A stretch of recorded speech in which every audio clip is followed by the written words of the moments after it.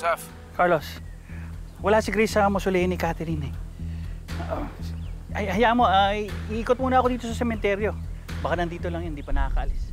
Paano mo alam? Based sa kwento mo, baka naman nagtampo lang si Grace. Baka nagpapalamig lang o collecting her thoughts. Tsaka hindi naman pwedeng umalis lang yun ng ganun-ganun na lang. Eh di ba attached na siya kay Dway? Hindi siya nakapagpaalam ng personally sa kanya. O sige, magkita na lang tayo. Text na lang tayo. Sige. Doy, wala sa Musileo si Tita Grace. Pero naghahanap pa rin sa buong sementeryo si tito mo. Alam niyo po, Daddy, naniniwala po ako na hindi pa yun umaalis. Doy, ayokong umasa ka. Ayokong umasa ka. Alam niyo po ba yung gut feel?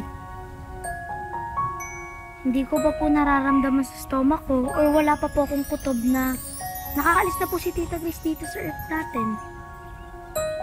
Kasi po, naniniwala po akong nandito lang siya palagi. Kaya naniniwala po akong totoong nandito po siya sa earth, di pa siya nakakaalis at makakasama natin siya ulit.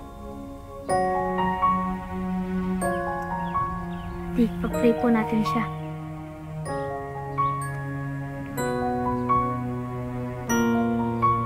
Lord, sana po bumalik si Tita Grace. Protektahan niyo po siya, ha?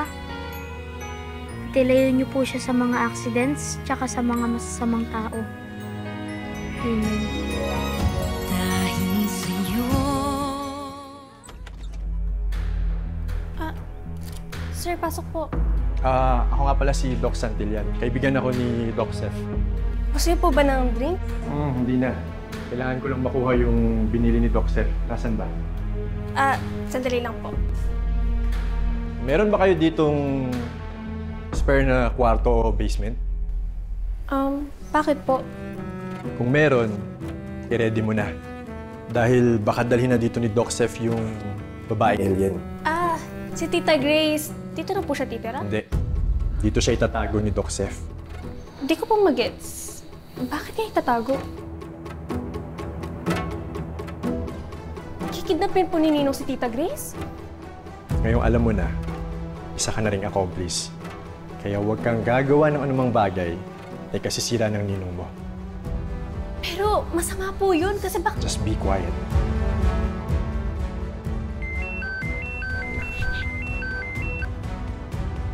Hello, Doc Seth. Vega, wala na si Grace kung saan mo siya nakita. Ganito, dali mo yung sedative at pumunta ka sa sementeryo. Okay, copy.